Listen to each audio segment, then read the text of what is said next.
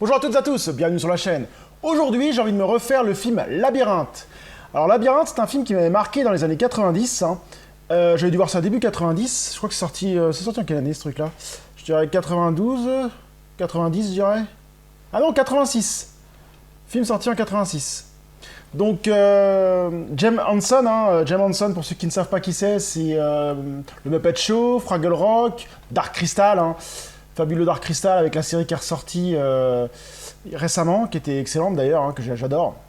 Donc Jim Henson, c'est un marionnettiste, un spécialiste des marionnettes, il adorait ça, et c'était une star là-dedans, et il avait toujours des idées vraiment très très bonnes, et moi je me rappelle de ce film avec des idées vraiment sympas, pas mal de trucs assez intéressants.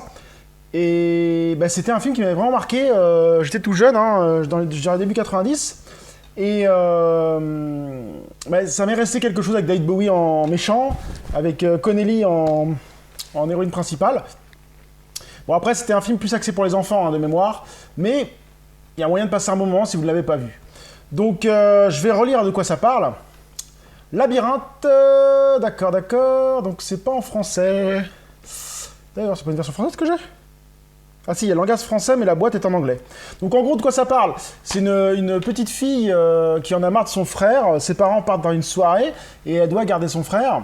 Sauf qu'elle en a vraiment marre parce qu'il fait que de crier, elle n'arrive pas à passer un moment tranquille. Et c'est une petite fille qui rêve un peu et qui aime bien tout ce qui est féerique. Et elle prononce une sorte de formule magique, les gobelins, venez chercher mon petit frère, emmenez-le, je n'en veux plus. Et manque de bol, la formule marche et les gobelins viennent chercher le petit frère. Et elle se retrouve... envoyée dans le monde féerique, elle se retrouve dans un labyrinthe. Et dans ce labyrinthe, bah, justement, le problème, c'est que il faut qu'elle passe le labyrinthe pour que son frère ne se transforme pas en gobelin au bout de 13 heures ou 15 heures, je ne sais plus exactement le temps. Et voilà, en gros, c'est ça l'histoire. Donc, histoire bateau, mais assez intéressante. Donc, on va se refaire ce petit labyrinthe. Moi, j'en avais de bons souvenirs, on va voir si c'est toujours le cas. C'est parti! A few moments later. Donc, je viens de me refaire Labyrinthe. Toujours un excellent film pour moi, un film comme je disais avec des idées tout à l'heure, des idées vraiment bonnes. C'est un truc de fou.